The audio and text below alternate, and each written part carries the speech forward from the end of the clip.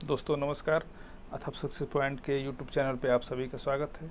दोस्तों 24 अगस्त को आयोजित पीईटी परीक्षा का परिणाम सितंबर के अंत में आ सकता है। इसके बाद यूपीटीपीएससी द्वारा जो पहली परीक्षा कराई जाएगी वह है लेखपाल भर्ती परीक्षा। यह परीक्षा नवंबर में प्रस्तावित है।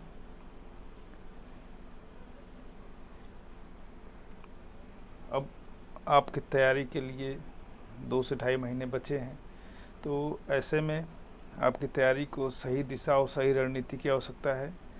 अथप सक्सेस पॉइंट इसी संदर्भ में प्रयासरत है और अथप सक्सेस पॉइंट द्वारा यह प्रयास किया जा रहा है कि आपकी रणनीति सही दिशा में अग्रसर हो, आपकी तैयारी सही दिशा में अग्रसर हो और आपकी सफलता सुनिश्चित हो। इसके लिए हमें पाठ्यक्रम को जानना ज़रूरी है। पाठ्यक्रम को जानने के बाद हमें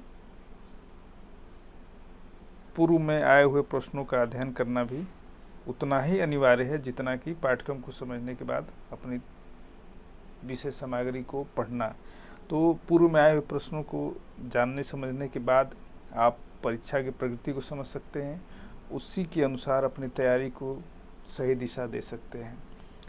अथप सक्सेस पॉइंट का ये प्रयास है कि आपकी सफलता में कुछ सहयोग कर सकें। इसके लिए हम ये शुरुआत कर रहे हैं इस श्रृंखला में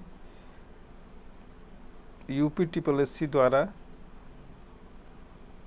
पूर्व में आयोजित लेखपाल भर्ती परीक्षाओं के सभी प्रश्नों का यूट्यूब चैनल के माध्यम से रिवीजन कराया जाएगा, जिससे कि आप इन प्रश्नों को कम समय में सही तरीके से समझ सकें और अगर ये प्रश्न दोबारा आते हैं तो आप सही कर सकें अपना उत्तर और प्रश्नों की प्रकृति को समझ लें और अपनी तैयारी की सही दिशा में अग्रसर हो जाएं। तो सबसे पहले हम शुरुआत करते हैं चकबंदी लेखपाल भर्ती परीक्षा 2015 के मॉर्निंग शिफ्ट की। तो आइए शुरू करते हैं। पहला प्रश्न क्या है इसमें? दोस्तों जैसा कि हम देख पा रहे हैं, पहला प्रश्न है एडमिरल कप किससे संबंधित है। दोस्तों ये जीके का प्रश्न है और आप जानते हैं कि लगभग सभी परीक्षाओं में खेल से संबंधित प्रश्नों को पूछा जाता है। तो इस प्रश्न को ध्यान से हम देखें और इससे जुड़े हुए अन्य जो तथ्य हैं उनको हम विस्तृत रूप से किताबों के माध्यम से समझ सकें। तो सबसे पहले हम शुरू करते हैं। एडमिरल कप किससे संबंधित है? इसका सही उत्तर क्या होगा? नौकायन। दोस्तों नौकायन से संबंधित है एडमिरल कप और नौकायन से संबंधित है एक और कप है विलिंगटन कप। ये दोनों कप जो हैं नौकायन से संबंधित हैं। ठीक है, ये आप ध्यान रखें। इसके बाद हम देखते हैं कुछ अन्य खेलों से संबंधित प्रश्नों को भी हम समझ लें। स्क्वैश से संबंधित कौन सा कप होता है? तो इसके लिए हम जानते हैं कि लिबरेशन कप स्क्वैश से संबंधित है। लिबरेशन कप किससे संबंधित है? स्क्वैश से। इसके बाद बिलियर्ड्स से संबंधित खेल कौन सा कप है? तो बिलियर्ड्स के लिए हम जानते हैं कि बहुत प्रचलित ट्रॉफी है, वो कौन सी है? Gold flag trophy. दोस्तों गोल्ड फ्लैग ट्रॉफी जो है वो बिलियर्ड से संबंधित है। इसके बाद मुख्य खेल जो होते हैं आप जानते ही हैं, संतोष ट्रॉफी। ये भी हमें जानना ताकि आगे ऐसा पूछा जाए तो हम सही कर। संतोष ट्रॉफी किससे जुड़ा हुआ है? तो ये है फुटबॉल से संबंधित है।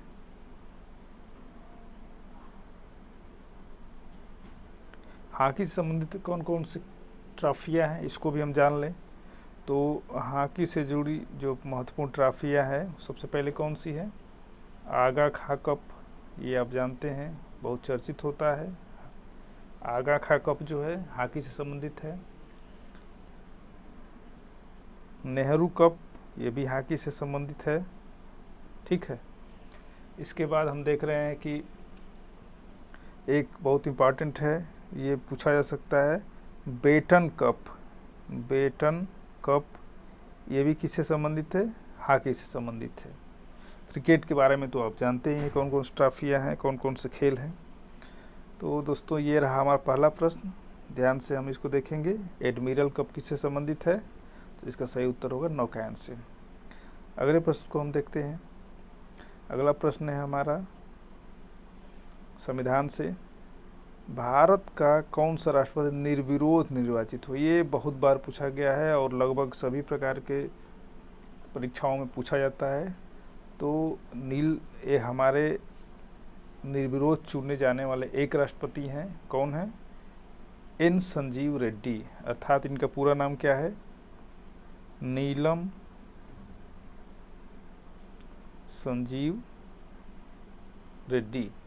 दोस्तों ये निर्विरोध चुने जाने वाले एकमात्र राष्ट्रपति हैं।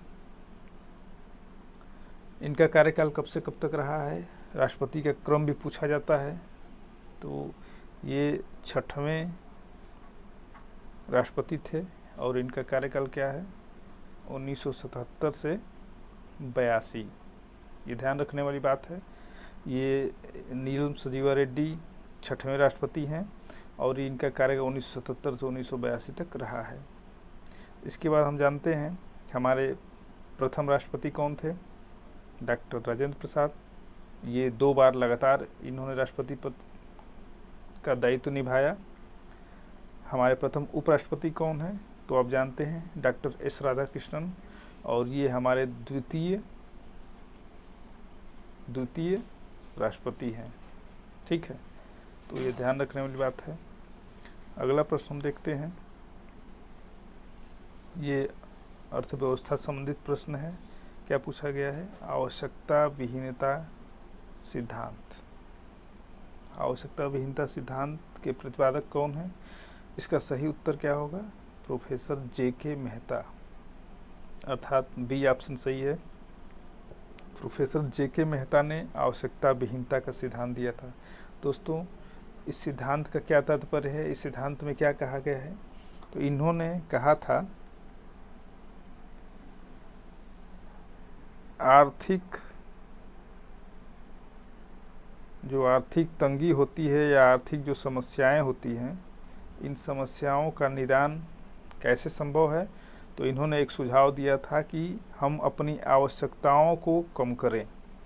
आवश्यकताओं को कम करने से हमारी जो है आर्थिक समस्या दूर हो सकती है। इसी सिद्धांत को आवश्यकता विहीनता, यानी कि आवश्यकता ही न रहे, धीरे धीरे हम अपनी आवश्यकताओं को कम करते जाएं और अंत में आवश्यकताओं को समाप्त कर दें, इसीलिए इस कहा गया आवश्यकता विहीनता का सिद्धांत। तो इसके प्रतिपादक कौन है? Professor JK. मेहता, ठीक है। अगला प्रश्न हम देखते हैं। अगला प्रश्न क्या है? ये विज्ञान से संबंधित प्रश्न है। सूर्य का दीप्तमान आमुख। दीप्तमान आमुख का तात्पर्य ये है कि जो हमें दिखाई देता है, जो सूर्य का प्रकाश मंडल या आभा मंडल होता है, उसी की बात की जा रही है यहाँ पे। तो हमें क्या, जो सूर्य का जो दिखाई पड़ने वाला भाग होता है उसको हम क्या बोलते हैं? तो इसका सही उत्तर क्या होगा? सी, प्रकाश मंडल। प्रकाश मंडल ही हमें दिखाई देता है, ठीक है। और इसी से जो प्रकाश किरणें जो हैं विकिरित होती हैं और हमारे धरातल पर आती हैं, ठीक है। तो हम इसका उत्तर क्या देखेंगे? जो सूर्य का दीप्तिमान है, जो सूर्य का दिखाई देने वाला भाग है, वो उसको क्या कहते हैं? प्रकाश मंडल, ठीक है। अगले प्रश्न पे चलते हैं। अगला प्रश्न है, नर्मदा के अतिरिक्त कौन सी दूसरी नदी अमरकंटक से निकलती है? दोस्तों नर्मदा, जैसा कि आप जानते हैं, नर्मदा नदी का उद्गम कहाँ होता है? तो ये कहा गया है अमरकंटक से। अमरकंटक कहाँ स्थित है? मध्य प्रदेश में स्थित पर्वत चोटी है। यहाँ से नर्मदा नदी निकलती है, लेकिन पूछा गया है कि यहाँ से एक नदी और निकलती है। तो उसका क्या नाम है? तो इसका सही उत्तर क्या होगा? सोन नदी। सोन नदी भी अमरकंटक से ही निकलती है। आप जानते हैं कि सोन नदी, नदियों से जुड़े हुए प्रश्नों को हम विस्तृत रूप से देख लें तो सोन नदी का उद्गम कहाँ होता है? अमरकंटक से। सोन नदी किसकी सहायक नदी है? तो ये गंगा की सहायक नदी है।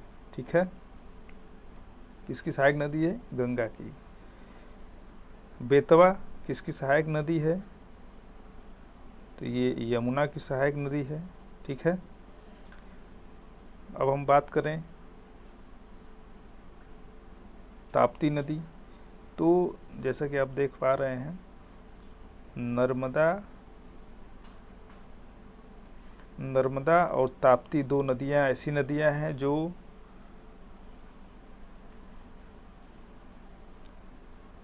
पश्चिम दिशा में बहती हैं। पश्चिम दिशा में बहती हैं, अर्थात इनका मुहाना कहाँ है? अरब सागर में। ये भी पूछा जाता है, इनका मुहाना कहाँ है? अरब सागर में। इससे जुड़ा एक प्रश्न और बनता है नर्मदा नदी से। तो नर्मदा नदी जो है भ्रंश घाटी से होकर बहती है। ये कई बार पूछा गया है कि भ्रंश घाटी से होकर बहने वाली नदी कौन सी है? कौन सी नदी है? नर्मदा नदी है। एक और नदी है जो भ्रंश घाटी से होकर बहती है, वो कौन सी नदी है? इसको भी कई बार पूछा गया, तो इसे हम जान लें। तो दामोदर नदी। दामोदर नदी जो है ये भी भ्रंश घाटी से होकर बहती है। तो इसको हम थोड़ा सा विस्तृत रूप से इसलिए जानना जरूरी है हमारे लिए, क्योंकि इससे जुड़े प्रश्न, नदियों से संबंधित प्रश्न अक्सर पूछे जाते हैं। ठीक है, अगले प्रश्न पे हम चलते हैं। अगला प्रश्न है, कब अग्नि ज्वलनशील नहीं हो पाती? अर्थात जो हम आग जलाते हैं तो किस स्थिति में आग नहीं जल पाती है? दोस्तों, हम जानते हैं कि आग को जलने के लिए किस चीज़ की आवश्यकता होती है? बहुत महत्वपूर्ण तत्व क्या है हवा में जिसके कारण आग जलती है? वो है ऑक्सीजन। तो इस प्रश्न का सही उत्तर क्या होगा? डी। अर्थात हवा में ऑक्सीजन 15% से कम होगा तो अग्नि ज्वलनशील नहीं हो पाएगी। अर्थात आग को जलाने के लिए हवा में 15 से 20% कम से कम ऑक्सीजन की आवश्यकता होती है। अर्थात 15% से कम ऑक्सीजन होगा तो ये अग्नि जो है प्रज्वलित नहीं होगी। तो इसका सही उत्तर क्या होगा? डी, हवा में ऑक्सीजन 15% से कम होने पर। ठीक है, अगला प्रश्न हम देखते हैं। अगला प्रश्न है, ब्रिटिश शासन को भारत से उखाड़ फेंकने के लिए इनमें से किसने फ्रांसीसियों की मदद मांगी थी? बहुत बेहतरीन प्रश्न है आधुनिक इतिहास का। दोस्तों, आप जानते हैं ब्रिटिश शासन को भारत से हटाने के लिए 200 वर्षों तक अनेक शासकों ने, अनेक नेताओं ने लड़ाइयाँ लड़ी, संघर्ष किया, तब जाकर के स्वतंत्रता प्राप्त हुई। तो इसका जो यह प्रश्न है कि ब्रिटिश शासन को भारत से उखाड़ फेंकने के लिए किसने फ्रांसीसियों की मदद मांगी थी? आप जानते हैं कि फ्रांसीसी और ब्रिटिश दोनों में आपस में प्रतिद्वंद्विता थी। तो वो प्रतिद्वंद्विता भारत में भी देखने को मिली थी, इसलिए एक दूसरे के विरोधी बने हुए थे। तो हमारे जो दूरदर्शी शासक थे टीपू सुल्तान, इन्होंने कई देशों में अपने राजदूत भेजे थे और ये ब्रिटिश शासन को उखाड़ने के लिए कई देशों से मदद भी मांगी थी इन्होंने, जिसमें फ्रांसीसी भी शामिल थे। फ्रांसीसियों की मदद लेकर के ये चाहते थे कि हम अंग्रेज़ों को अपनी सत्ता से दूर हटा सकें। ये बहुत दूरदर्शी शासक थे। इनके बारे में कहा जाता है कि इन्होंने स्वतंत्रता का वृक्ष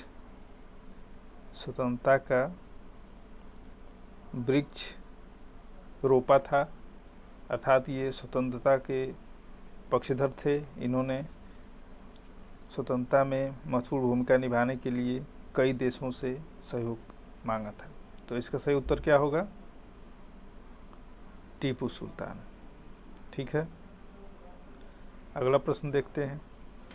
निम्नलिखित में से किसमें सर्वाधिक ऊर्जा होती है? दोस्तों, ये बहुत अच्छा प्रश्न है, ये कई बार पूछा गया है।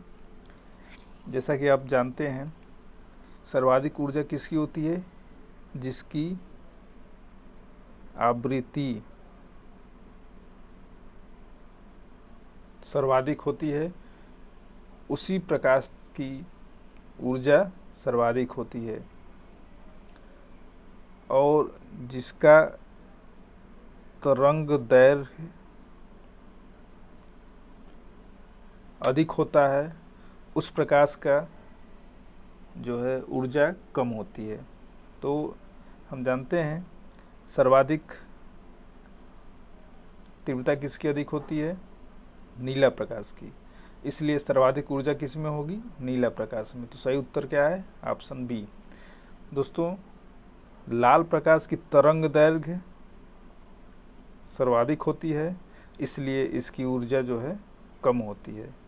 ठीक इसके विपरीत नीले प्रकाश की तरंग दैर्घ्य न्यूनतम होती है, इसलिए इसकी ऊर्जा सर्वाधिक होती है। ठीक, इसमें एक प्रश्न और हम देख सकते हैं, प्रकाश संश्लेषण। प्रकाश संश्लेषण से जुड़ा प्रश्न भी पूछा जाता है।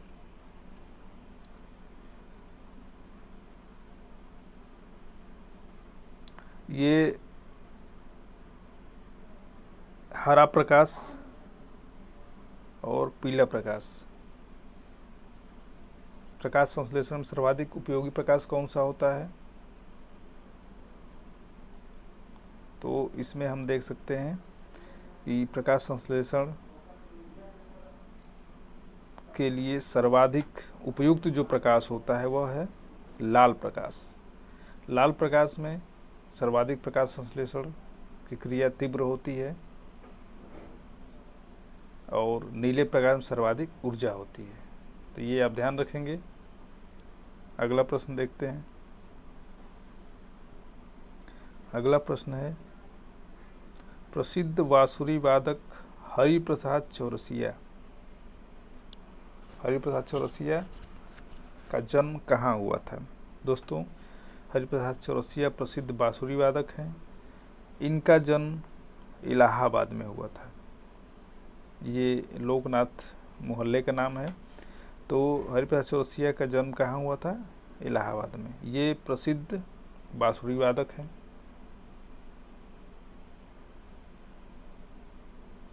इन्हें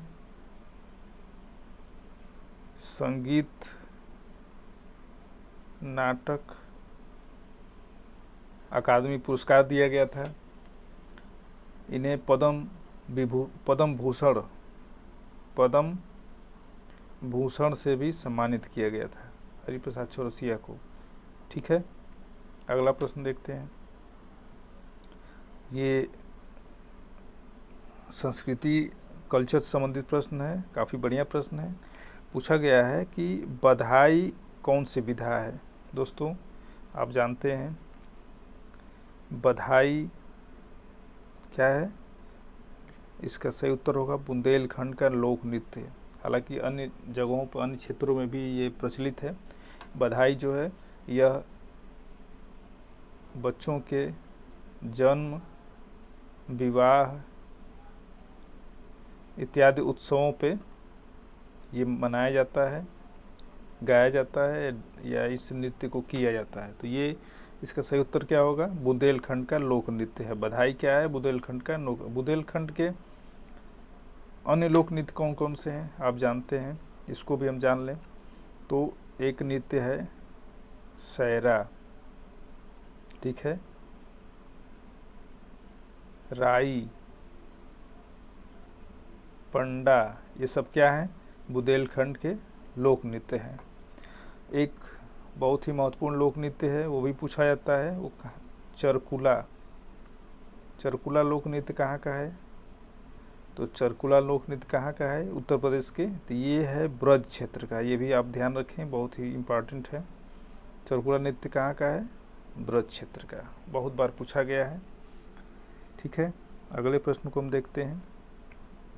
अगला प्रश्न है 2014-15 में भारत का कुल खाद्यान्न उत्पादन कितना था? ठीक है, तो 2014-15 में हम देखें तो इसका सही उत्तर क्या होगा? इसका सही उत्तर होगा बी। 2014-15 में 257 मिलियन टन जो है कुल खाद्यान्न उत्पादन हुआ था। ठीक है, भारत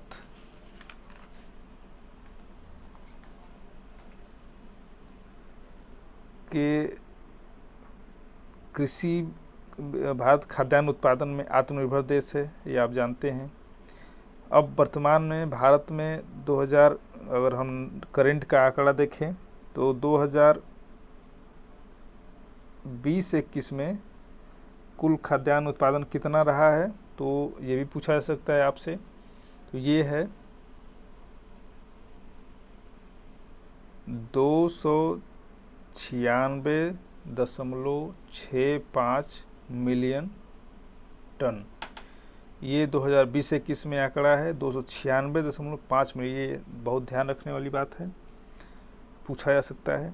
तो हम क्या देख रहे हैं कि 2020-21 में कुल 2020-21 में कुल खाद्यान्न उत्पादन कितना है? 296.65 मिलियन टन। ठीक है, ये इतना उत्पादन 2020-21 में रहा है, ये आप ध्यान रखेंगे। ठीक है, अगला प्रश्न देखते हैं। पूछा गया है धान का न्यूनतम समर्थन मूल्य कितना है? ठीक है, धान का न्यूनतम समर्थन मूल्य, तो ये जब प्रश्न पूछा गया था उस समय धान का न्यूनतम समर्थन मूल्य जो है 1410 रुपये प्रति कुंटल था। ठीक है, ये 2014-15 का आंकड़ा है। उस समय कितना था? 1410 रुपया प्रति कुंटल धान का मूल्य था, न्यूनतम समर्थन मूल्य था। वर्तमान की अगर हम बात करें तो आंकड़े जारी हो चुके हैं।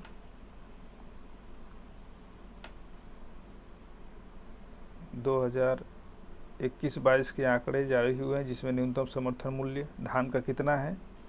तो ये है 1940। ये कौन सा धान है? सामान्य धान है। धान के दो प्रकार के न्यूनतम समर्थन मूल्य जारी किए जाते हैं। एक सामान्य धान है, इसका न्यूनतम समर्थन मूल्य 1940 रुपया है। और ए ग्रेड का जो धान होता है, ए ग्रेड का, इसका न्यूनतम समर्थन मूल्य 1960 रुपया है। ये ध्यान रखेंगे आप, दो प्रकार के धान के न्यूनतम समर्थन मूल्य जारी किए जाते हैं। पहला सामान्य धान जिसका 1940 रुपया है न्यूनतम समर्थन मूल्य, और ए ग्रेड का कितना है? 1960 रुपया। ठीक है, अगला प्रश्न देखें हम। ये भी अर्थव्यवस्था संबंधित प्रश्न है। कहा गया है पूर्ति अपनी मांग का सृजन स्वयं करती है, यह किसका कथन है? ठीक है, तो इसका सही उत्तर क्या होगा? जे.बी. से, ये अर्थशास्त्री हैं, इन्होंने ये सिद्धांत दिया था कि पूर्ति अपनी मांग का सृजन स्वयं करती है। इसका कहने का क्या तात्पर्य है? तो इनकी एक पुस्तक है, उसका नाम है ट्रीटाइज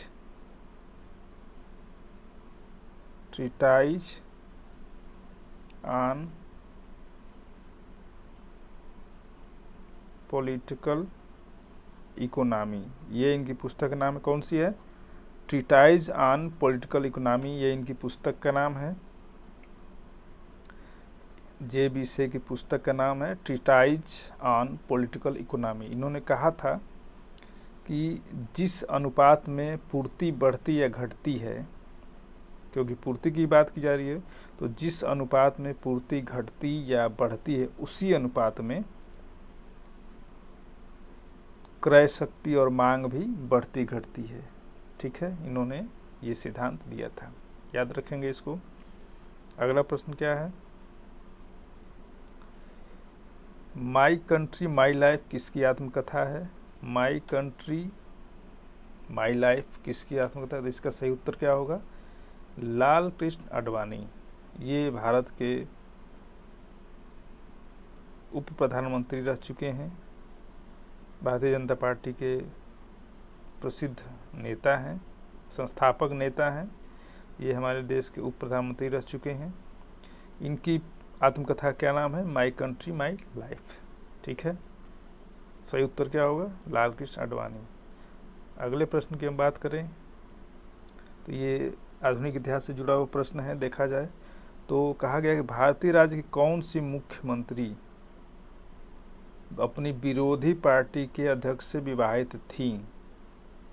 दोस्तों, जैसे कि आप देख सकते हैं, ये इसका सही उत्तर होगा सुचेता कृपलानी। सुचेता कृपलानी किससे जुड़ी हुई थी? तो ये कांग्रेस की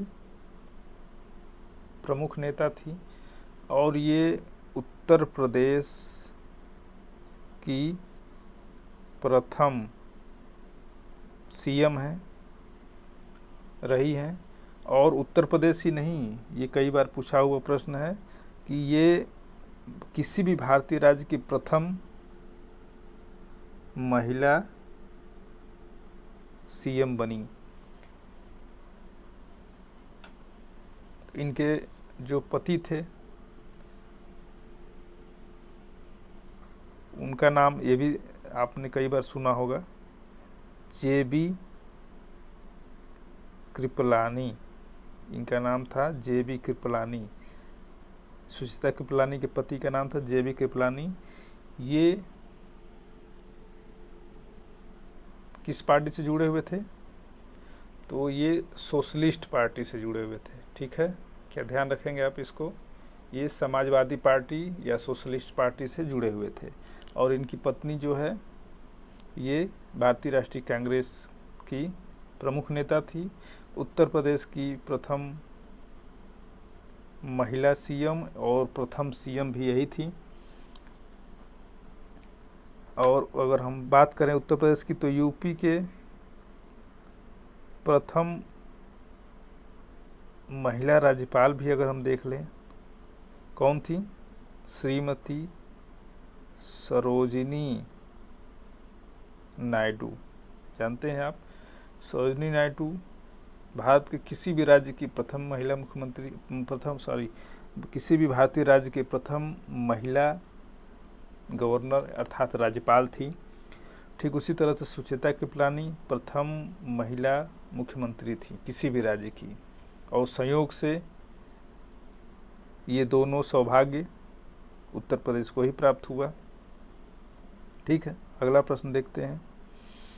मैगी नूडल्स, ये आप जानते हैं आजकल फास्ट फूड के रूप में ये सबसे ज़्यादा चलने वाला, सबसे ज़्यादा उपभोग किए जाने वाला ब्रांड है मैगी नूडल्स। तो पूछा गया है, ये उस समय इसलिए चर्चा में था कि भारत में इसको प्रतिबंधित किया गया था। इसमें कुछ अस्वास्थ्यकर, अहितकर पदार्थ थे, इसलिए इसको जो है बैन कर दिया गया था। इसलिए चर्चा में उस समय रहा। तो इसमें अहितकर पदार्थ कौन कौन थे, ये तो उस समय चर्चा में रहा। तो अब इसको बैन कर दिया गया है, लेकिन फिर भी आज भी लोकप्रिय, इसलिए पूछा जा सकता है।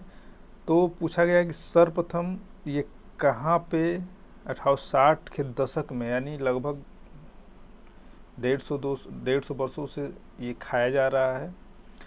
तो इसकी शुरुआत कहाँ हुई थी? तो इसकी शुरुआत सबसे पहले स्विट्ज़रलैंड में हुई थी। जैसा कि आप जानते हैं, स्विट्ज़रलैंड में सर्वप्रथम मैगी की शुरुआत की गई थी। और इसका शुरुआत किसने किया था? तो उनका नाम था जूलियस मैगी। जूलियस मैगी नाम था। इन्हीं के नाम पे ये मैगी इसको कहा जाने लगा, मैगी नूडल्स। इसकी शुरुआत इन्होंने स्विट्ज़रलैंड में जूलियस मैगी नाम के व्यक्ति ने की थी। 1947 में 1947 में नेशनल कंपनी ने, नेस्ले जानते हैं बहुत बड़ा ब्रांड है अमेरिका का, इसी कंपनी ने मैगी का अधिग्रहण कर लिया और वर्तमान में नेस्ले कंपनी द्वारा ही मैगी लॉन्च की गई है, इसी के द्वारा उत्पादित की जाती है। ठीक है, अगला प्रश्न देखें हम। पूछा गया, यह भी कल्चर से जुड़ा प्रश्न है। गजन, वादिका, अदी, जोहर ये शिष्टाचार के शब्द हैं। ये अन्य अलग अलग जो जानते हैं आपकी भारत में विविधता है, संस्कृति में, साहित्य में, हर चीज़ में विविधता पाई जाती है। तो ये शब्द सब एक ही शिष्टाचार का प्रतीक हैं। तो कौन सा है वो? इसका सही उत्तर क्या होगा? धन्यवाद। ये धन्यवाद को ही गजन, वादिका, वदी, जोहर कहा जाता है, अन्य शब्दों में, अन्य भाषाओं में कहा जाता है। ठीक है, अगला प्रश्न हम देखते हैं। प्रधानमंत्री द्वारा घोषित निम्नलिखित योजनाओं में से कौन सी 9 मई 2015 को, ध्यान रखने वाली बात है, योजनाओं से जुड़ा हुआ प्रश्न अक्सर पूछा जाता है और ये हमें योजनाओं में खास तौर से उनके लॉन्च डेट को याद रखना है और क्या क्या उसमें प्रावधान है ये भी ध्यान रखना है। तो इसमें हम देखते हैं कि पूछा गया है कि 9 मई 2015 को प्रारंभ नहीं की, यानी कि 9 मई 15 को 2-3 योजनाएं शुरू की गई थी, एक योजना इसमें से नहीं है। तो ये तीनों योजनाएं, अटल पेंशन योजना, जीवन सुरक्षा योजना, जीवन ज्योति योजना, ये तीनों योजनाएं जो हैं 9 मई 2015 को शुरू की गई थी। ठीक है, तो प्रश्न का सही उत्तर क्या होगा? डी, प्रधानमंत्री आवास योजना। प्रधानमंत्री आवास योजना 9 मई को नहीं शुरू की गई थी। यह योजना कब शुरू की गई थी? 25 जून 2015 को शुरू की गई थी। ठीक है, प्रधानमंत्री आवास योजना 25 जून 2015 को शुरू की गई थी, लेकिन इसमें ध्यान देने वाली बात यह है कि ये शहरी आवास योजना है। शहरों में आवास की सुविधा देने के लिए योजना शुरू की गई थी कि शहरी आवास योजना है। और बाद में आगे चल के एक प्रधानमंत्री ग्रामीण आवास योजना भी शुरू की गई है। इसको भी बहुत ध्यान रखना है, इम्पॉर्टेंट है। कब शुरू की गई है? तो इसका सही लॉन्चिंग डेट है 20 नवंबर 2016। क्या है? 20 नवंबर 2016 को प्रधानमंत्री ग्रामीण आवास योजना शुरू की गई थी। याद रखने वाली बात है ये, 20 नवंबर 2016 याद रहेगा। योजनाओं पर विशेष ध्यान देनी है हमें। तो ये 20 नवंबर 2016 ग्रामीण शुरू की गई थी और 25 जून 2015 को शहरी आवास योजना शुरू की गई थी। अगला प्रश्न देखते हैं। इनमें से किस प्रतिभाशाली खिलाड़ी को अगस्त 2015 में राजीव गांधी खेल रत्न पुरस्कार सम्मानित किया गया था? ठीक है, इसका सही उत्तर क्या होगा? ए, सानिया मिर्जा। आप जानते हैं सानिया मिर्जा टेनिस की प्रसिद्ध खिलाड़ी हैं। विराट कोहली क्रिकेट से जुड़े खिलाड़ी हैं। साइना नेहवाल बैडमिंटन से। महेंद्र सिंह धोनी भी आप जानते हैं क्रिकेट से जुड़े हुए खिलाड़ी हैं। पूर्व कप्तान रह चुके हैं। विराट कोहली वर्तमान कप्तान हैं। ठीक है, साइना नेहवाल बैडमिंटन से जुड़ी खिलाड़ी है। इन्होंने ओलंपिक में रजत पदक प्राप्त किया था।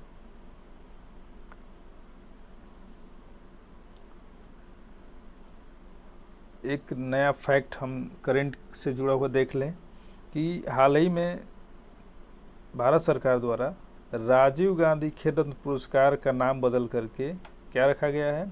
बहुत इंपॉर्टेंट प्रश्न, ये जरूर पूछा जाएगा। तो राजीव गांधी खेल रत्न पुरस्कार का नाम रखा गया है मेजर ध्यानचंद खेल रत्न पुरस्कार। अब इसका नाम क्या हो गया है? मेजर ध्यानचंद खेल रत्न पुरस्कार। मेजर ध्यानचंद जानते हैं आप, इन्हें हॉकी का जादूगर कहा जाता है। इन्होंने कई बार ओलंपिक में भारतीय टीम को गोल्ड मेडल दिलाया है। इसलिए इनके नाम पे राजीव गांधी खेल रत्न पुरस्कार को बदल करके क्या रख दिया गया है, मेजर ध्यानचंद खेल रत्न पुरस्कार। अगला प्रश्न हम देखते हैं, भारतीय सशस्त्र सेनाओं द्वारा पाकिस्तान से हाजी पीर की लड़ाई, कौन सी लड़ाई, हाजी पीर की लड़ाई। दोस्तों, भारतीय सशस्त्र सेनाओं द्वारा पाकिस्तान से हाजी पीर की लड़ाई कब लड़ी गई थी, 1975 में, 1965 में। तो सही उत्तर क्या होगा इसका, सी, 1965। हाजी पीर पाकिस्तान का एक क्षेत्र है, ठीक है।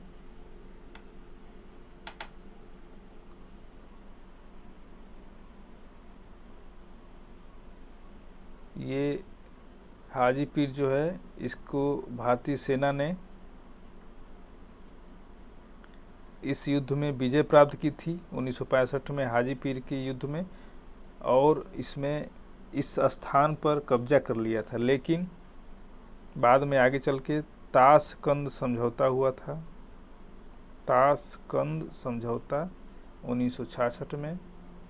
इस समझौते के तहत क्या है, इस क्षेत्र को, पाकिस्तान को वापस कर दिया गया था, ठीक है। ये भी याद रखने वाली बात है, ताशकंद समझौता कब हुआ था, 1966 में। ये समय याद रखना है आपको। अगला प्रश्न देखते हैं, ये इतिहास से जुड़ा प्राचीन इतिहास का प्रश्न है, नागार्जुन कौन थे। इसका सही उत्तर क्या होगा, तो नागार्जुन एक बौद्ध दार्शनिक थे, ठीक है, बौद्ध दार्शनिक थे। इन्होंने कौन सा सिद्धांत दिया था, नागार्जुन को शून्यवाद, आप बौद्ध दर्शन पढ़ेंगे तो उसमें आपको मिलेगा शून्यवाद, यानी शून्यवाद के ये प्रतिपादक थे। इन्होंने माध्यमिक मत का प्रतिपादन किया था, माध्यमिक, ठीक है। ये माध्यमिक और शून्यवाद का प्रतिपादन किसने किया था, नागार्जुन ने, याद रखने की बात है। अगला प्रश्न हम देखें, इनमें से कौन सा मुगल सम्राट अनपढ़ था। कई बार पूछा गया प्रश्न है ये, तो ये काफ़ी विरोधाभासी प्रश्न भी है कि मुगल साम्राज्य का महान सम्राट कौन था, अकबर। इसको अकबर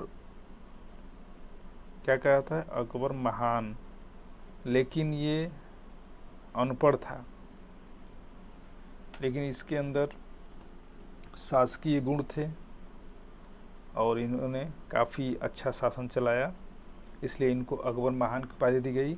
लेकिन ये अनपढ़ थे, ये ध्यान रखने वाली बात है। सर्वाधिक शिक्षित कौन था, तो औरंगजेब था। ये सर्वाधिक शिक्षित और संयमित जीवन जीने वाला शासक था, इसलिए औरंगजेब को क्या कहा जाता है,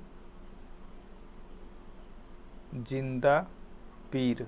ये औरंगजेब की उपाधि थी, जिंदा पीर। काफ़ी संयमित जीवन जीता था औरंगजेब, कट्टर मुसलमान था, इसलिए इसको जिंदा पीर कहा जाता है, ठीक है। तो इसका उत्तर हुआ इसका अकबर। अकबर जो है अनपढ़ शासक था। अगला प्रश्न क्या है, ये है करंट अफेयर्स का प्रश्न है, कुछ वर्ष पहले किस एशियाई देश ने अपना राष्ट्रगान बदल दिया था। तो इसका सही उत्तर क्या होगा, इसका सही उत्तर है नेपाल। 2010 में नेपाल ने अपना राष्ट्रगान परिवर्तित कर दिया था, ठीक है। 2010 में नेपाल ने अपना राष्ट्रगान बदल दिया। नेपाल के राष्ट्रगान का रचना किसने की थी, ये भी पूछा जा सकता है। तो ये उनका नाम था अम्बर गुरुंग। अम्बर गुरुंग ने नेपाल के राष्ट्रगान की रचना की थी और संगीत दिया था, इसलिए नेपाल, इसका सही उत्तर क्या होगा, नेपाल। वर्ष भी याद रखेंगे, 2010। अम्बर गुरुंग ने इसकी रचना की है और संगीत दिया है। अगला प्रश्न देखें, ऐतिहासिक विक्टोरिया पार्क, जिसे अब जंग ए आज़ादी पार्क का नाम दिया गया कहाँ स्थित है? बहुत बढ़िया प्रश्न है दोस्तों।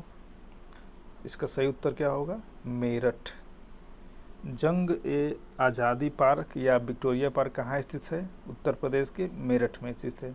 मेरठ क्यों प्रचलित है? जैसा कि आप जानते हैं, मेरठ से ही 1857 के विद्रोह की शुरुआत हुई थी। ठीक है, 1857 के विद्रोह की शुरुआत कहाँ से हुई थी? मेरठ से। यहीं पे विक्टोरिया पार्क है जिसे अब जंग आज़ादी पार्क कहा था, ये आप याद रखेंगे। अगला प्रश्न देखते हैं, ये विज्ञान से जुड़ा प्रश्न है। क्या कहा गया है इसमें? दो कांच के गिलास एक दूसरे से, एक के अंदर दूसरा, जब दो गिलासें एक में रखी जाती हैं तो चिपक जाती हैं, क्योंकि कांच की बात की तो कांच का आकार बढ़ता घटता रहता है तापमान के अनुसार, इसलिए दो गिलास आपस चिपक जाती हैं। तो पूछा गया कि इसे कैसे अलग किया जाए। तो कैसे अलग किया जा सकता है? कॉमन सेंस की बात है, विज्ञान से जुड़ा हुआ प्रश्न है। तो हम इसका सही उत्तर देखेंगे तो इसका सही उत्तर होगा सी। क्या है? भारी गिलास को गर्म पानी में डाल देंगे। अगर उस गिलास को गर्म पानी में डाल देंगे तो उसका आकार बढ़ जाएगा और आकार बढ़ने से छोटी गिलास उसमें से बाहर निकल आएगी। तो इसका उत्तर क्या होगा? सी। अगला प्रश्न हम देखें, थॉमस रो या टॉमस रो इनको भी कहा था, मुगल सम्राट जहांगीर से किस किले में मिला था?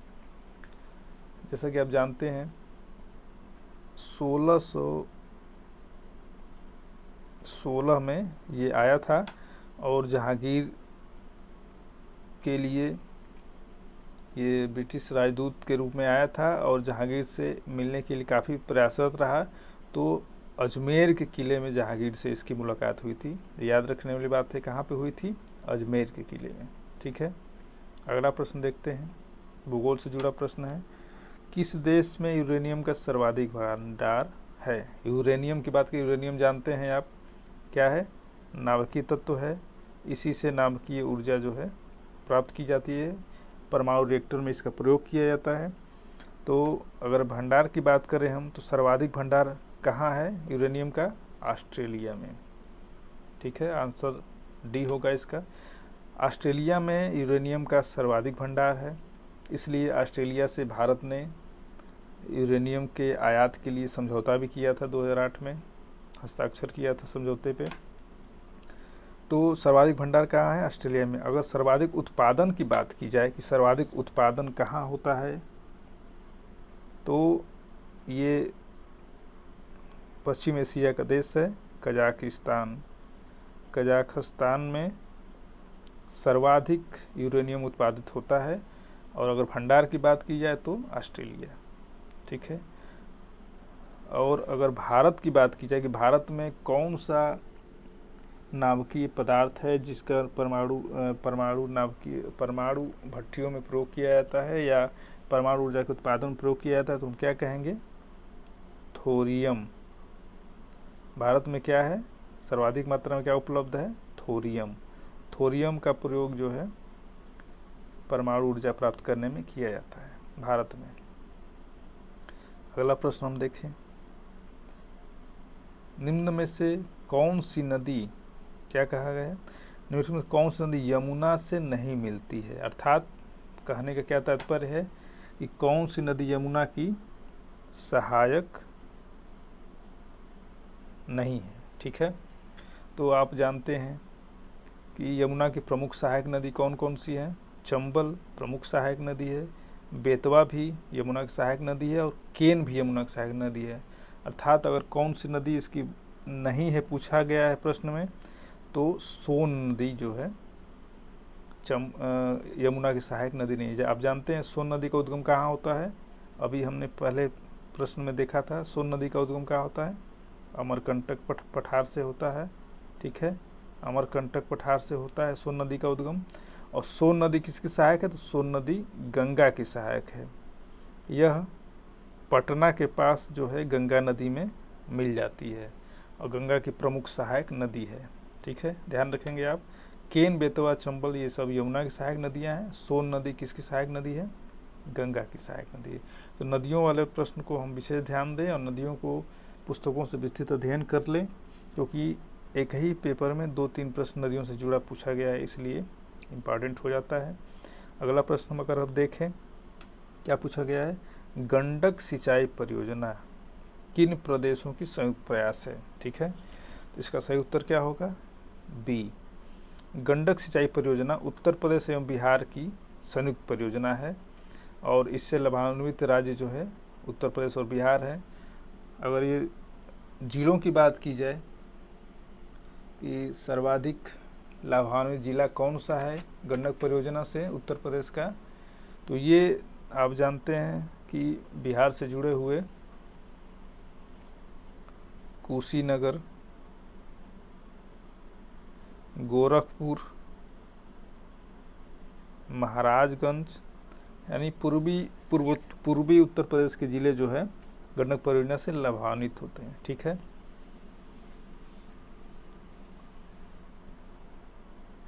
गंडक परियोजना में अगर राज्यों, ये तो राज्यों की बात हो गई उत्तर प्रदेश और बिहार, देश की बात की जाए तो गंडक परियोजना में नेपाल भी शामिल है। नेपाल भी इस परियोजना से लाभान्वित होता है, ये भी इम्पॉर्टेंट है, इसको ध्यान रखा जाए। राज्यों की बात की जाएगी उत्तर प्रदेश एवं बिहार, और देश की बात की जाए तो भारत एवं नेपाल जो है इससे लाभान्वित होते हैं गंडक परियोजना से।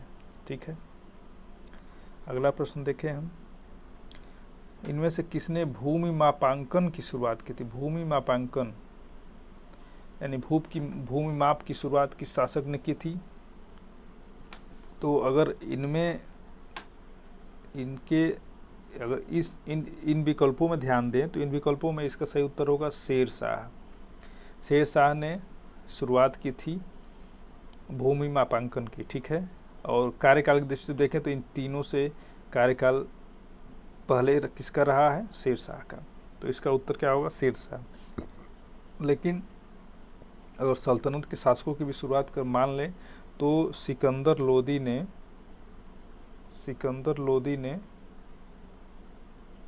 भूमि मापक की शुरुआत की थी और उसने क्या बनाया था, कौन सा मापक यंत्र बनाया था, गज ए सिकंदरी नामक मापक यंत्र का आविष्कार किया, यंत्र का निर्माण करवाया था। इसी से भूमि का मापन किया जाता था और शेरशाह ने भी इसी का प्रयोग किया था भूमि मापन के लिए। ठीक है, तो अगर इसमें सिकंदर लोदी भी शामिल हो जाए तो सबसे पहले क्या हो जाएगा, सिकंदर लोदी हो जाएगा। लेकिन यहाँ पे उत्तर क्या होगा, शेरशाह। शेरशाह की भूमि प्रणाली कौन सी थी, तो वो थी रैयतवाड़ी प्रणाली। ये रैयतवाड़ी की शुरुआत की थी किसने, शेरशाह ने। इसमें क्या होता है कि किसानों से प्रत्यक्ष रूप से लगान वसूला जाता है, यानी किसानों से प्रत्यक्ष, इसमें कोई बिचौलिया नहीं होता, डायरेक्ट किसान से संपर्क किया जाता है, उसी से लगान वसूल के, इसलिए इसको रैयतवाड़ी व्यवस्था कहते हैं। आगे चल के आप जानते हैं अंग्रेज़ों के समय कौन कौन सी व्यवस्था शुरू की गई थी, तो वो था अस्थाई बंदोबस्त। ठीक है, या इसको जमींदारी प्रथा भी बोलते हैं। दूसरा क्या था, रैयतवाड़ी, और तीसरा क्या था, महालवाड़ी। ये ब्रिटिश शासनकाल में शुरू किया गया था, अस्थाई बंदोबस्त, रैयतवाड़ी और महालवाड़ी। ठीक है, तो रैयतवाड़ी की शुरुआत किसने की थी, शेरशाह ने। अगला प्रश्न देखें हम, शहद का प्रमुख घटक है, शहद जो मधुमक्खी से प्राप्त होता है उसका प्रमुख घटक क्या होता है, इसका सही उत्तर क्या होगा, तो शहद का प्रमुख घटक फ्रक्टोज होता है। शहद में लगभग 38% से 40% तक जो है फ्रक्टोज पाया जाता है, इसलिए मुख्य घटक क्या होगा, फ्रक्टोज। अगला प्रश्न देखें हम, इनमें से कौन भूटान का वर्तमान राजा है, तो इसका सही उत्तर क्या होगा, बी, जिग्मे खेसर नामग्याल वांगचुक, ये भूटान के वर्तमान शासक हैं। ठीक है, अगला प्रश्न देखें हम, पूछा गया है मनुष्य जीवन का सर्वोत्तम ध्येय है, क्या है, कैवल्य। ठीक है। तो कैवल्य का क्या अर्थ है, यही प्रश्न आपसे पूछा गया है। विकल्प में क्या दिया गया है? दूसरों को शिक्षा देना, दूसरों का अनुसरण करना, इच्छाओं पर विजय प्राप्त करना और दूसरों की सेवा करना। तो इसका सही उत्तर क्या होगा? इच्छाओं पर विजय प्राप्त करना। इच्छाओं पर विजय प्राप्त करने के लिए कैवल्य प्राप्त किया जाता है। और कैवल्य जानते हैं आप किसको कहा जाता है? तो ये जैन धर्म में, जैन धर्म का ये शब्द है, जैन परंपरा का कैवल्य। कैवल्य की प्राप्ति जो कर लेते उनको जिन कहा जाता है। महावीर स्वामी ने कैवल्य की प्राप्ति की थी। तो कैवल्य का मतलब क्या हुआ? इच्छाओं पे विजय प्राप्त करना। महावीर स्वामी ने विजय प्राप्त की थी, कैवल्य बने थे और उन्होंने जैन धर्म के बहुत प्रचार प्रसार किया। महावीर स्वामी जैन धर्म के चौथे तीर्थंकर थे, 24वें और अंतिम तीर्थंकर थे। क्या कहा जाएगा इसको? 24वें एवं अंतिम तीर्थंकर जैन धर्म के कौन थे? महावीर स्वामी। ठीक है। अगला प्रश्न हम देखें क्या पूछा गया है। विटामिन शब्द का जनक कौन सा है? दोस्तों ये बायोलॉजी का जुड़ा प्रश्न और काफ़ी इम्पोर्टेंट है। तो इसका सही उत्तर क्या होगा? Casimir Funk. फंक ने विटामिन की खोज की थी या विटामिन का आविष्कार किया था। विटामिन क्या होते हैं? ये जटिल कार्बनिक यौगिक होते हैं जो शरीर के उपापचय के लिए सूक्ष्म मात्रा में आवश्यक होते हैं। ठीक है। विटामिनों की अगर हम बात करें तो विटामिन, कई विटामिनें हैं। Vitamin A, B, C, D, E, F. ठीक है। तो इनमें क्या अंतर है? अभी विटामिन बी एवं सी जल में घुलनशील होती है। ठीक है, याद रखना, कई बार पूछा जाता है। और vitamin A, D, E, F किस में घुलनशील है? वसा में। ये कई बार पूछा गया है। यानी विटामिन बी एवं सी जल में घुलनशील है, vitamin A, D, E, F वसा में घुलनशील है। इसको याद रखेंगे आप। अगला प्रश्न देखते हैं। इसमें से किसने अकबर की धार्मिक नीति की आलोचना की थी? पूछा गया है, बहुत बढ़िया प्रश्न है ये। अकबर की धार्मिक नीति की आलोचना किसने की थी? तो इसका सही उत्तर क्या होगा? बदायूनी ने। क्योंकि आप जानते हैं फैजी और अबुल फजल अकबर के प्रसिद्ध नवरत्नों में शामिल थे, लेकिन बदायूनी जो है ये उस समय के मौलाना थे और ये अकबर की धार्मिक नीति की आलोचना थी। क्योंकि ये कट्टर मुसलमान थे और अकबर जो है काफ़ी उदार प्रवृत्ति का व्यक्ति था, इसलिए इसकी नीतियों की आलोचना अक्सर बदायूनी द्वारा की जाती थी। बदायूनी प्रसिद्ध विद्वान थे। बदायूनी की प्रमुख किताब, प्रमुख पुस्तक का नाम क्या है? ये कई बार पूछा जाता है। तो अगर हम देखें तो बदायूनी की पुस्तक का नाम है मुंतखब उत तवारिख। ये इनकी प्रसिद्ध पुस्तक है, इसको हम याद रखेंगे। मुंतखब उत तवारिख किसकी रचना है? बदायूनी की। आईने अकबरी ये भी पूछा जाता है। आईने अकबरी की रचना किसने की थी? अबुल फजल ने। आइन ए अकबरी की रचना या अकबरनामा की रचना किसने की थी? अबुल फजल ने। ये भी याद रखना है। अगला प्रश्न देखते हैं। प्रसिद्ध विरूपाक्ष मंदिर। विरूपाक्ष मंदिर कहाँ स्थित है? सही उत्तर क्या होगा? हम्पी। हम्पी कहाँ है? तो ये कर्नाटक में स्थित है, हम्पी। और विरूपाक्ष मंदिर की रचना कब, निर्माण कब किया गया था? तो विजयनगर साम्राज्य में, ये विजयनगर साम्राज्य में विरूपाक्ष मंदिर का निर्माण किया गया था। और ये कहाँ स्थित है? कर्नाटक के हम्पी में। बहुत बढ़िया प्रश्न है, इसको याद रखेंगे हम। अगला प्रश्न देखते हैं। सिंचाई के लिए 16 मील लंबी, 16 मील अगर पूछा जाए आपसे कि चोल झील का निर्माण, चोल झील की लंबाई कितनी है? तो ये भी याद रखेंगे आप, 16 मील। का निर्माण किस चोल शासक ने करवाया था? तो इसका सही उत्तर क्या होगा, जानते हैं आप? चोल झील का निर्माण राजेंद्र प्रथम ने करवाया था। कब करवाया था?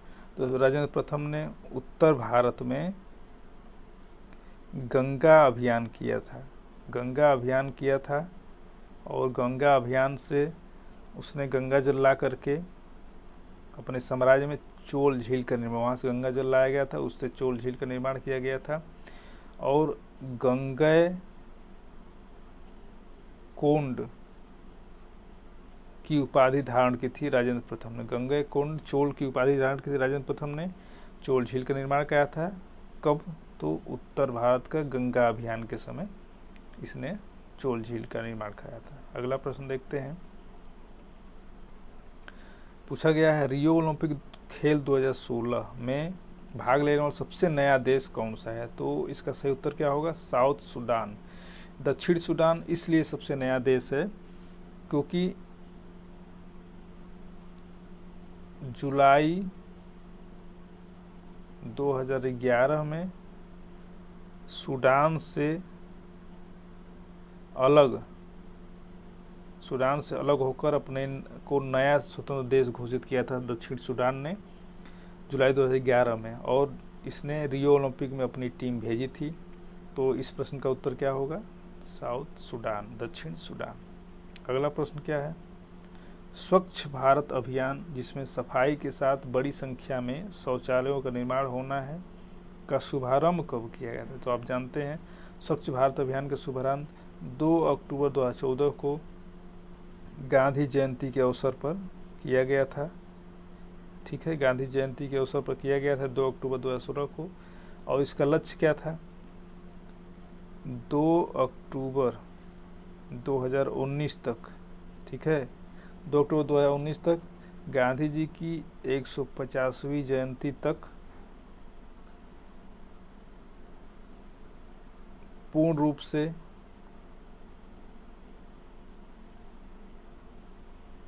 स्वच्छता का लक्ष्य प्राप्त करना था, जिसमें